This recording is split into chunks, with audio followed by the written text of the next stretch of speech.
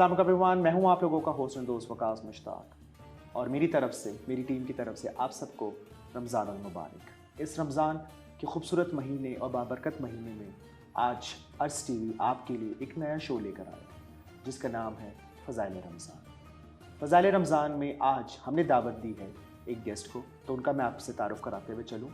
वो हैं सैयद अतीकुल्लाह फ़ाज़िल, जामिया दारुल उलूम कराची से, और मुफ्ती का कोर्स किया है इन्होंने जमीयतुर रशीद कराची से।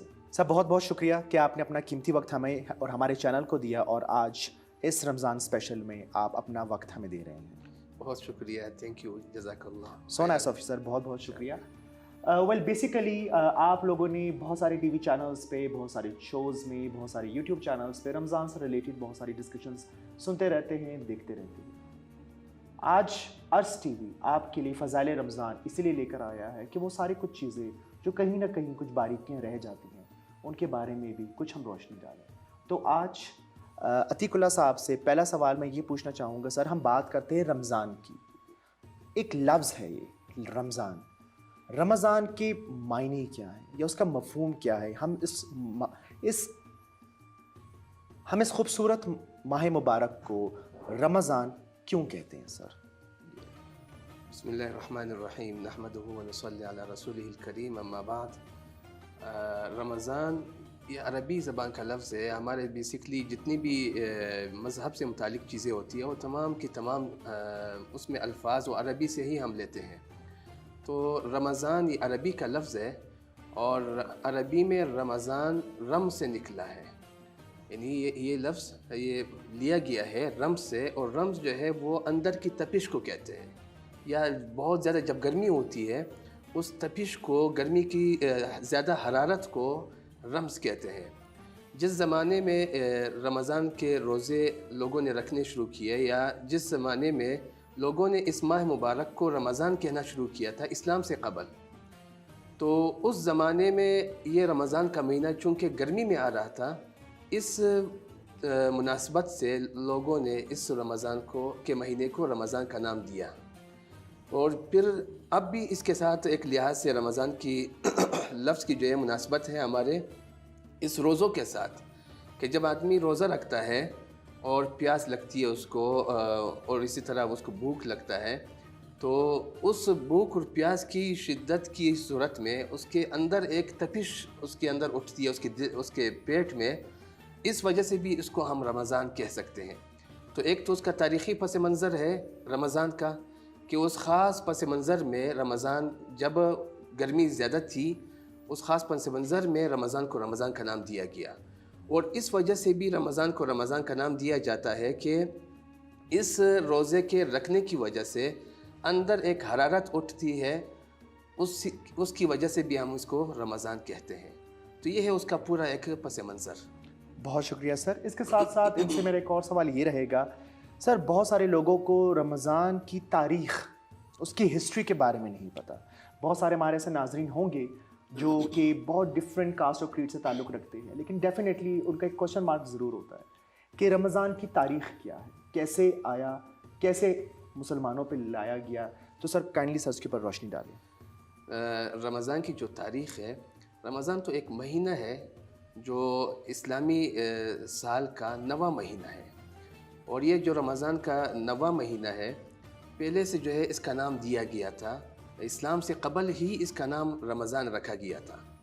और जैसे कि अभी मैंने कुछ देर पहले बताया था कि अरब लोग ख़ास कर महीनों के जो नाम रखते थे वो एक ख़ास पस मंज़र में रखते थे, माहौल के एतबार से, मौसम के एतबार से।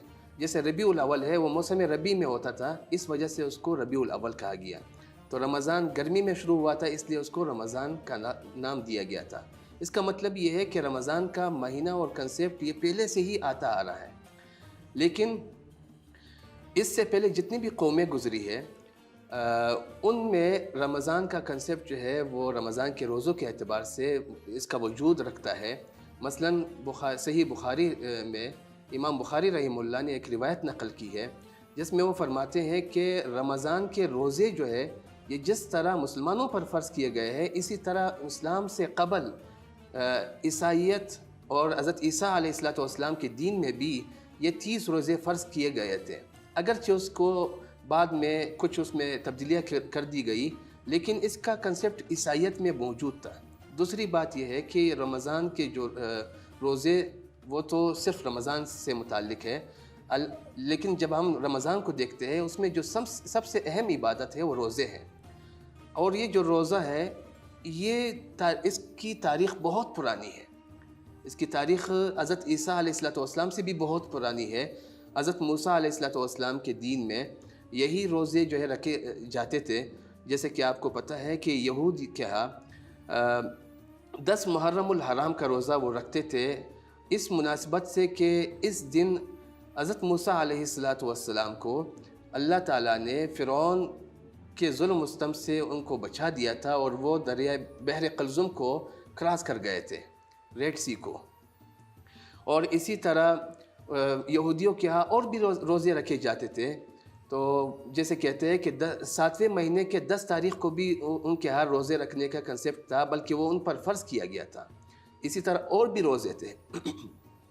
اسی طرح حضرت مریم علیہ السلام کے بارے میں خود قرآن مجید میں مذکور ہے کہ انہوں نے جب ان پر جو ہے تہمت لگائی گئی تو اس وقت انہوں نے جو لفظ استعمال فرمایا، انی نذرت للرحمن صوما، کہ میں اپنے رب کے لیے روزے کی منت کرتی ہوں۔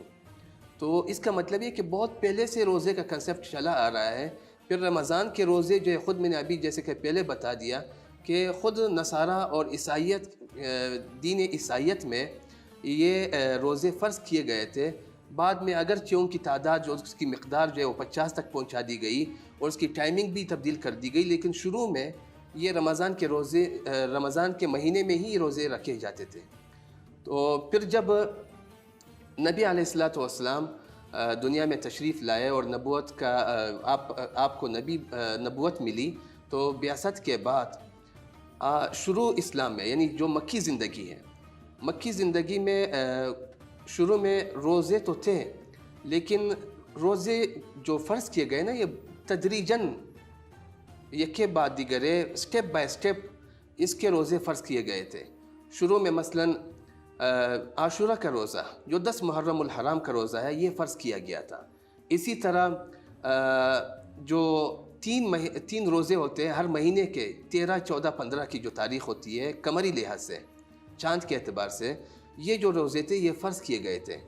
اور مدینہ ہجرت کرنے کے بعد جب دوسرا سال آیا اور خانہ کعبہ کی طرف دوبارہ جو ہے وہ خانہ کعبہ قبلہ بنا دیا گیا بیت المقدس کی جگہ پر، تو اس کے کچھ دن کے بعد بعض حضرات کا کہنا ہے کہ 10 روز کے بعد شعبان کے مہینے میں، رمضان سے 1 مہینہ پہلے، دوسری ہجری میں یہ رمضان کے روزے فرض کیے گئے۔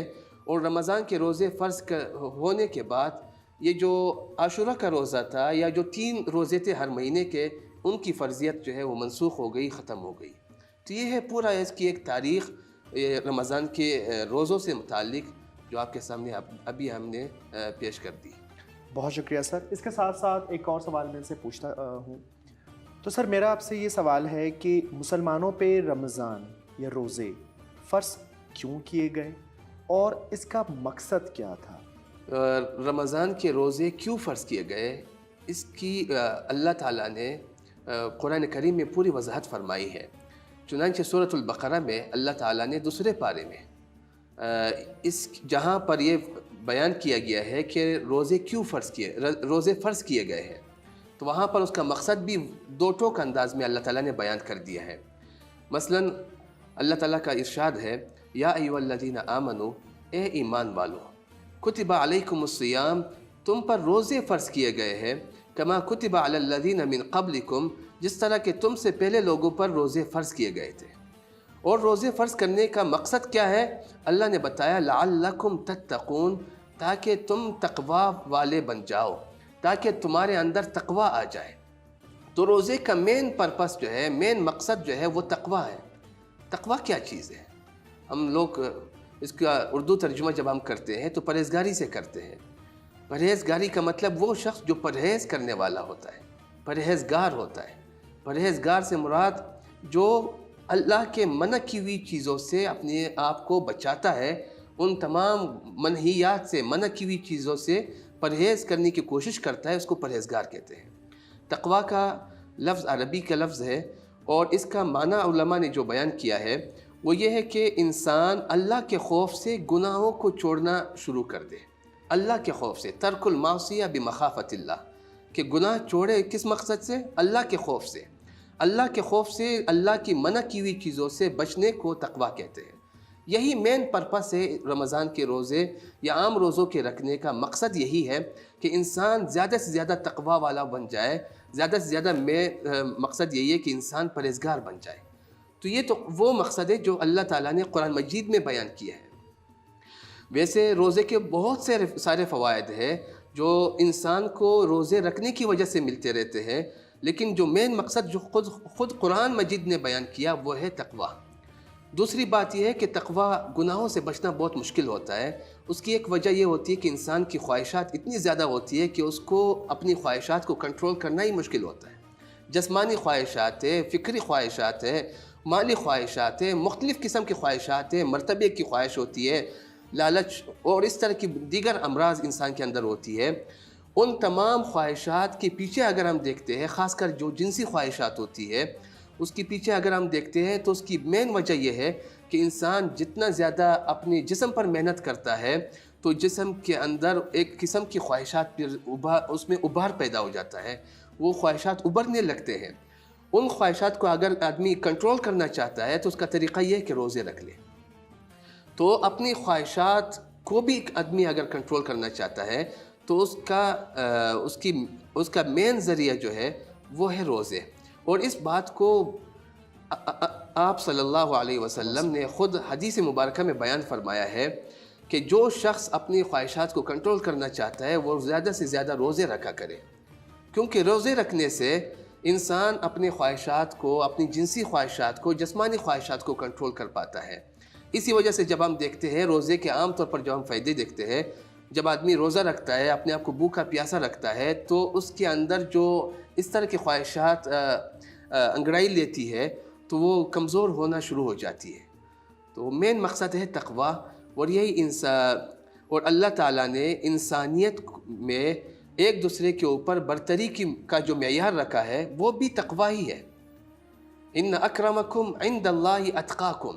رنگ و نسل، چاہے وہ کسی بھی نسل سے کوئی شخص تعلق رکھتا ہو، کسی بھی قوم سے اس کا تعلق ہی کیوں نہ ہو، لیکن اگر اس کے اندر تقویٰ نہیں ہے، چاہے وہ اس کی خاندان عالی ہی کیوں خاندان نہ ہو، لیکن اگر اس کے اندر تقویٰ نہیں ہے تو اللہ کے ہاں اس کا مقام بہت بلند نہیں ہوگا.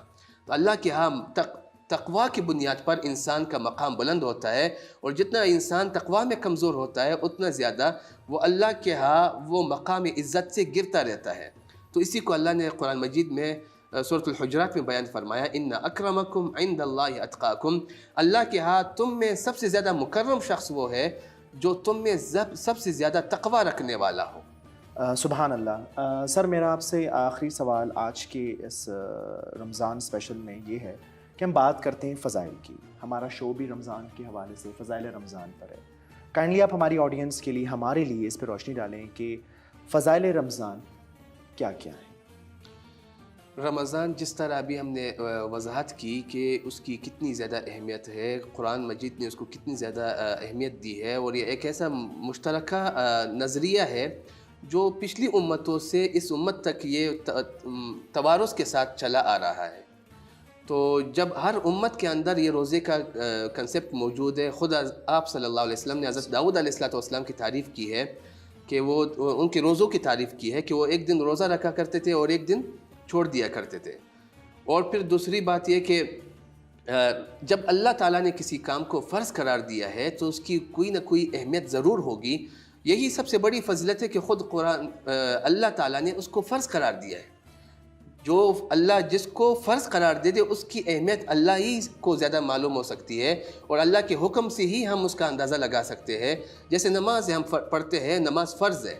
اس کی وجہ کیا ہے کہ نماز بہت بڑی اہم عبادت ہے. کیوں؟ اس لیے کہ اللہ نے اس کو فرض قرار دیا ہے کہ میرے بندے اس کو ضرور کریں، اور اسی کے ذریعے سے یہ لوگ مجھ تک آسانی سے پہنچ سکیں گے. تو ایسی رمضان کی جو فضیلت سب سے بڑی اگر ہم معلوم کرنا چاہتے ہیں تو وہ یہی ہے کہ اللہ نے رمضان کے روزوں کو فرض قرار دیا ہے. اور دیگر اگر ہم احادیث مبارکہ کی طرف اگر ہم دیکھنا چاہیں تو احادیث مبارکہ میں رمضان کی فضیلت سے تو احادیث بھری ہوئی ہے، اتنی کثرت سے احادیث مروی ہے کہ ان کو یہاں پر بیان کرنا بہت مشکل ہوگا۔ ایک دو حدیثیں میں جو ہے یہاں پر کاؤنٹ کرنا چاہتا ہوں۔ پہلے ایک حدیث ہے جو ان کے الفاظ ایسے ہیں، اللہ تعالیٰ کے بارے میں، یہ حدیث قدسی ہے، یعنی حدیث قدسی وہ حدیث ہے جس میں الفاظ آپ صلی اللہ علیہ وسلم کے ہیں، لیکن وہ الفاظ آپ صلی اللہ علیہ وسلم اللہ کی طرف منسوب کرتے ہیں۔ جیسے قرآن کریم اللہ تعالیٰ کا کلام ہے، تو یہ حدیث قدسی بھی وہ حدیث ہے جو آپ صلی اللہ علیہ وسلم نے اپنے الفاظ میں بیان کیے ہیں، لیکن الفاظ اس میں اللہ تعالیٰ کے اپنے ہیں۔ تو اللہ تعالیٰ فرماتے ہیں کہ یترک طعامہ و شرابہ و شہوتہ من اجلی، کہ یہ روزہ دار جو ہے یہ میرے لیے کھانا پینا چھوڑ دیتا ہے، اپنی خواہشات کو چھوڑ دیتا ہے، لیکن کس کے لیے؟ میرے لیے، من اجلی۔ تو کہتے ہیں کہ جب یہ میرے لیے یہ سب کچھ اپنی خواہشات کو قربان کر رہا ہے، کیونکہ انسان سے جو اللہ نے سب سے بڑی قربانی مانگی ہے وہ انسان کی اپنی خواہشات ہے، کہ انسان اپنی خواہشات کو قربان کر دے بس اللہ مل جاتا ہے۔ اس کی ایک مثال ہے حضرت بایزید بستامی رحمہ اللہ، بہت بڑے بزرگ گزرے ہیں، 2 صدی ہجری کے ہیں۔ وہ فرماتے ہیں کہ جنت 2 قدم پر ہے، جنت 2 قدم پر ہے، پہلا قدم تم اپنی خواہشات پر رکھ لو، دوسرا قدم تمہارا جنت میں ہوگا۔ تو خواہشات کی قربانی بہت مشکل کام یہ ہوتا ہے۔ تو اللہ نے کہا کہ یہ بندہ میرے لیے اپنی خواہشات کی قربانی دے رہا ہے، کھانا پینا کتنی بڑی خواہش ہے، اور اپنی خواہشات شہوتہ ہو، کس لیے؟ میرے لیے، تو اس کا بدلہ بھی میں دوں گا، وَأَنَا أَجْزِي بِهِ، تو اس کا بدلہ بھی میں دوں گا۔ اور بعض احادیث میں یہ الفاظ اس طرح آئے ہیں، وَأَنَا أُجْزَى بِهِ، کہ اس قربانی کی وجہ سے اس کا بدلہ میں ہوں گا۔ اس کا بدلہ کون ہوگا؟ اس رمضان کے روزے رکھنے کا بدلہ اللہ کہتے ہیں کہ میری ذات ہوگی، میرا تعلق ہوگا، میری محبت ہوگی، میرا اس کے ساتھ جو ایک خاص قسم کا تعلق ہے وہ اس کو نصیب ہوگا، میرے مقرب بندوں میں شمار ہوگا۔ تو اس سے بڑی فضلت اور کیا ہو سکتی ہے کہ اللہ تعالیٰ انسان کو مل جائے، بندے کو اللہ مل جائے، تو اس سے بڑی فضلت کوئی اور نہیں ہو سکتی۔ اور پھر ایک اور فضلت رسول اللہ نے بیان فرمائی ہے کہ اللہ تعالیٰ نے جنت کے کئی دروازے بنائے ہیں، ان دروازوں میں سے ایک دروازہ باب الریان ہے۔ یہ باب الریان وہ دروازہ ہے جو صرف اور صرف یہ اسپیشل یہ گیٹ جو ہے بنایا گیا ہے صرف روزہ داروں کے لیے۔ یہاں سے صرف اور صرف روزہ دار داخل ہوں گے، روزہ داروں کے علاوہ اور کوئی بھی داخل نہیں ہو سکے گا۔ تو اتنی بڑی فضلت ہے کہ اللہ تعالیٰ نے اس کے لیے اسپیشل گیٹ بنایا ہے۔ تو یہ 1-2 حدیثیں ہمارے لیے کافی ہے۔ اور پھر آپ صلی اللہ علیہ وسلم نے روزے رکھنے کی بہت زیادہ تاکید فرمائی ہے۔ اور ایک اور بھی میں کاؤنٹ کرنا چاہتا ہوں۔ ایک حدیث میں رسول اللہ نے فرمایا رمضان کے روزوں کی تو بہت بڑی فضیلت ہے۔ میں ایک عام روزے کی فضیلت بیان کرنا چاہتا ہوں۔ رسول اللہ نے فرمایا کہ جو من صام یوماً فی سبیل اللہ، جو اللہ کے راستے میں صرف 1 دن کا روزہ رکھتا ہے، صرف 1 دن کا روزہ رکھتا ہے، بعد اللہ تعالیٰ اس کو جہنم سے عن النار خریفہ، 1 خریف کی مقدار اللہ تعالیٰ اس کو جہنم سے دور کر دیتا ہے۔ خریف کیا چیز ہے؟ خریف جو ہے یہ ایک مدت، ایک دورانیہ کو کہتے ہیں، اور یہ دورانیہ تقریباً 40 سال اگر آدمی سفر کرے، جتنی سفر آدمی 40 سال میں کرتا ہے، اتنے فاصلے کے اوپر انسان جہنم سے اللہ اس کو دور کر دیتا ہے۔ 1 دن کا روزہ اتنی بڑی فضلت کا باعث ہے، تو اگر وہ رمضان کا روزہ ہو اور اگر وہ 30 روزے ہو تو اس کی فضلت تو آدمی اس کا سوچ بھی نہیں سکتا کہ کتنی بڑی فضلت ہے رمضان کے روزوں کی۔ تو یہ کچھ فضائل ہے جس سے ہم اندازہ لگا سکتے ہیں کہ رمضان کتنا اہم مہینہ ہے، ہمیں اس کی اللہ نے اس کی کتنی قیمت رکھی ہے۔ بس ضرورت اس بات کی ہے کہ ہم اس قیمتی چیز کو ہم خود قیمتی اس معنی میں بنائیں کہ ہم خود قیمتی بن جائیں۔ رمضان کا مہینہ تو قیمتی ہے، انسان فائدہ مند تبھی ہوگا جب وہ خود اس قیمتی چیز سے فائدہ لینے کی کوشش کرے گا۔ تو اللہ تعالیٰ ہمیں اس قیمتی مہینے سے فائدہ لینے کی توفیق عطا فرمائے۔ یہی ہماری دعا ہونی چاہیے، اسی کی کوشش و تگدو ہونی چاہیے، یہی اسٹرگل ہونی چاہیے کہ اللہ اس مہینے میں کم از کم ہم سے راضی ہو جائے۔ اگر ہم سے اللہ اس مہینے میں راضی ہوا، جتنا بڑا یہ یاد رکھیے گا، جتنا مقام فضلت والا ہوتا ہے اور جتنا وقت فضیلت والا ہوتا ہے تو اس کی ذمہ داری بھی بہت بڑی ہوتی ہے. جیسے کعبہ ہے، جیسے مدینہ منورہ ہے، تو اس کی فضیلت بہت زیادہ ہے اس مقام کی. تو وہاں پر اگر آدمی گناہ کرتا ہے تو اس کا وبال بھی بہت زیادہ ہوگا. رمضان کا مقصد ہم نے جیسا کہ بیان کیا تقویٰ ہے، گناہوں سے بچنا ہے، اللہ کے احکامات کو توڑنے سے بچنا ہے. تو اسی طرح یہ رمضان کا مہینہ بہت بڑا قیمتی مہینہ ہے، تو اس کے اندر گناہوں کا وبال بھی اتنا زیادہ ہوگا. اس کے اندر اگر آدمی بہت زیادہ نیکی نہیں کر سکتا تو کم از کم اگر آدمی یہ کوشش کر لے کہ کم از کم گناہوں سے اپنے آپ کو بچا لے تو اس کو اس مہینے کا مقصد حاصل ہو گیا ہے. جو اللہ کے احکامات اس کو پورا کرے، جن کاموں سے اللہ نے منع کیا اس سے بچنے کی کوشش کرے. بس اللہ خیر انشاءاللہ اللہ تعالیٰ اس مہینے کو ہمارے لیے بابرکت بھی بنا دیں گے اور اس کو ہمارے لیے قیمتی بھی بنا دیں گے. ہم بھی قیمتی ہو جائیں گے اور اللہ ہم سے راضی ہو جائیں گے انشاءاللہ. سر امید یہی ہے. بہت شکریہ سر، آج آپ نے اپنا قیمتی وقت ہم کو دیا اور امید کرتا ہوں کہ آج ہمارے ناظرین کو ہمارا یہ رمضان اسپیشل ضرور پسند آئے گا. اس امید کے ساتھ کہ آپ ہمیں دعاؤں میں ضرور یاد رکھیے گا. کمنٹس میں ضرور بتائیے گا کہ آج آپ کو ہمارا یہ شو کیسے لگا. انشاءاللہ تعالیٰ اگلے جمعے کو ہم پھر سے آپ کی خدمت میں حاضر ہوئیں گے. آج کا شو ہم ریپ اپ کریں گے ایک خوبصورت سی دعا کے ساتھ. تب تک اپنا خیال رکھیے گا. اللہ حافظ. الحمدللہ رب العالمین والصلاة والسلام علی النبی الکریم محمد وآلہ وصحبہ اجمعین. اللہم وفقنا لما تحب وترضى من القول والفعل والنیت والہدی انکا علی کل شیء قدیر. یا اللہ آپ صلی اللہ علیہ وسلم نے جتنی خیریں آپ سے مانگی ہے وہ تمام خیر نصیب فرما. یا اللہ جتنی شرور اور آفات سے پناہ مانگی ہے ان تمام آفات و شرور سے ہماری حفاظت فرما. ہمارا خاتمہ ایمان پر فرما. رمضان سے فائدہ لینے کی توفیق عطا فرما. وآخر دعوانا ان الحمدللہ رب العالمین.